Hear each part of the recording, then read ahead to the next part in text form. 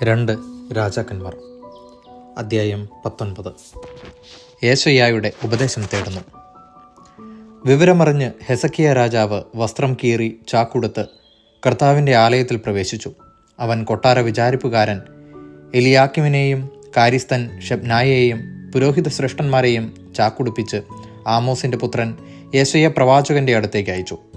അവർ അവനെ അറിയിച്ചു, ഹെസക്കിയ പറയുന്നു, ഇന്ന് ദുരിതത്തിൻ്റെയും അധിക്ഷേപത്തിൻ്റെയും നിന്ദയുടെയും ദിവസമാണ്. പിറക്കാറായ കുഞ്ഞിനെ പ്രസവിക്കാൻ ശക്തിയില്ലാത്ത സ്ത്രീയെപ്പോലെയാണ് ഞങ്ങൾ. ജീവിക്കുന്ന ദൈവത്തെ അധിക്ഷേപിക്കുന്നതിന് റബ്ഷക്ക വഴി അവൻ്റെ യജമാനനായ അസീറിയ രാജാവ് പറഞ്ഞയച്ച വാക്കുകൾ നിന്റെ ദൈവമായ കർത്താവ് കേട്ടിരിക്കാം. അവിടുന്ന് കേട്ട ആ വാക്കുകൾ നിമിത്തം അവിടുന്ന് അവനെ ശിക്ഷിച്ചേക്കാം. അതുകൊണ്ട് അവശേഷിച്ചിരിക്കുന്ന ജനത്തിനു വേണ്ടി നീ പ്രാർത്ഥിക്കുക.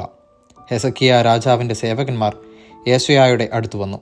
അവൻ അവരോട് പറഞ്ഞു, നിങ്ങളുടെ യജമാനനോട് പറയുവിൻ, കർത്താവ് അരുളി ചെയ്യുന്നു, അസീറിയ രാജാവിൻ്റെ സേവകന്മാർ എന്നെ അധിക്ഷേപിച്ച വാക്കുകൾ കേട്ട് നീ ഭയപ്പെടേണ്ട. ഞാൻ അവനിൽ ഒരു ആത്മാവിനെ നിവേശിപ്പിക്കും. കിംവദന്തികൾ കേട്ട് അവൻ സ്വദേശത്തേക്ക് മടങ്ങും. അവിടെ വെച്ച് വാളിനിരയാകാൻ ഞാൻ അവന് ഇടവരുത്തും. അസീറിയ രാജാവ് ലാഖീഷ് വിട്ട് എന്ന് റബ്ഷക്ക കേട്ടു. അവൻ മടങ്ങിച്ചെന്നപ്പോൾ രാജാവ് ലിബ്നായോട് യുദ്ധം ചെയ്യുകയായിരുന്നു. ഏതോപ്യ രാജാവായ തിർഹാക്ക തനിക്കെതിരെ വരുന്നു എന്ന് കേട്ടപ്പോൾ രാജാവ് ദൂതന്മാരെ അയച്ച് യൂദാ രാജാവായ ഹെസക്കിയായോട് ഇങ്ങനെ പറയണമെന്ന് കൽപ്പിച്ചു. ജെറുസലേം അസീറിയ രാജാവിൻ്റെ കയ്യിൽ ഏൽപ്പിക്കപ്പെടുകയില്ലെന്ന് വാഗ്ദാനം ചെയ്ത് നീ ആശ്രയിക്കുന്ന ദൈവം നിന്നെ വഞ്ചിക്കാൻ അനുവദിക്കരുത്. എല്ലാ രാജ്യങ്ങളെയും തീർത്തും നശിപ്പിക്കുന്ന അസീറിയ രാജാക്കന്മാരുടെ പ്രവൃത്തികൾ നീ കേട്ടിട്ടില്ലേ? പിന്നെ നീ ഒഴിവാക്കപ്പെടുമോ? ഗോസാൻ, ഹാരാൻ, റേസെഫ് എന്നീ ദേശങ്ങളെയും തെലാസറിലെ ഏദൻകാരെയും എൻ്റെ പിതാക്കന്മാർ നശിപ്പിച്ചപ്പോൾ അവരുടെ ദേവന്മാർ അവരെ രക്ഷിച്ചോ? ഹമാത്ത്, അർപ്പാദ്, സെഫാർവയും, ഹേന, ഇവ്വ എന്നിവയുടെ രാജാക്കന്മാരെവിടെ? ഹെസക്കിയ ദൂതന്മാരുടെ കയ്യിൽ നിന്ന് കത്തുവാങ്ങി വായിച്ചു. അവൻ കർത്താവിൻ്റെ ആലയത്തിൽ പ്രവേശിച്ച് അത് അവിടുത്തെ മുമ്പിൽ വെച്ചു. അവൻ കർത്താവിൻ്റെ മുമ്പിൽ പ്രാർത്ഥിച്ചു, ഇസ്രായേലിൻ്റെ ദൈവമായ കർത്താവേ, കെരൂബുകളുടെ മുകളിൽ സിംഹാസനസ്ഥനായിരിക്കുന്ന അവിടുന്നാണ് ദൈവം. അവിടുന്ന് മാത്രമാണ് ഭൂമിയിലെ രാജ്യങ്ങൾക്കെല്ലാം ദൈവം. അങ്ങ് ആകാശവും ഭൂമിയും സൃഷ്ടിച്ചു. കർത്താവെ, ചെവിക്കൊള്ളണമേ. കർത്താവെ, കടാക്ഷിക്കണമേ. ജീവിക്കുന്ന ദൈവത്തെ അധിക്ഷേപിക്കാൻ സെന്നാകെരീബ് പറഞ്ഞയച്ച വാക്ക് കേട്ടാലും. കർത്താവെ, അസീറിയ രാജാക്കൾ ജനതകളെയും അവരുടെ ദേശങ്ങളെയും സത്യമായും ശൂന്യമാക്കിയിരിക്കുന്നു. അവരുടെ ദേവന്മാരെ അഗ്നിയിലെറിഞ്ഞിരിക്കുന്നു. അവ ദൈവമായിരുന്നില്ല, മരത്തിലും കല്ലിലും മനുഷ്യർ പണിതുണ്ടാക്കിയവയായിരുന്നു. അതിനാൽ അവ നശിപ്പിച്ചു. ഞങ്ങളുടെ ദൈവമായ കർത്താവെ, അവൻ്റെ കയ്യിൽ നിന്ന് ഞങ്ങളെ രക്ഷിക്കണമേ. കർത്താവെ, അങ്ങ് മാത്രമാണ് ദൈവമെന്ന് ഭൂമിയിലെ ജനതകൾ അറിയട്ടെ. ആമോസിൻ്റെ പുത്രനായ യേശയ്യ ഹെസക്കിയായ്ക്ക് ഈ സന്ദേശം അയച്ചു. ഇസ്രായേലിൻ്റെ ദൈവമായ കർത്താവ് അരുളി ചെയ്യുന്നു, അസീറിയ രാജാവായ സെന്നാകെരീബിനെക്കുറിച്ച് നീ ചെയ്ത പ്രാർത്ഥന ഞാൻ കേട്ടിരിക്കുന്നു.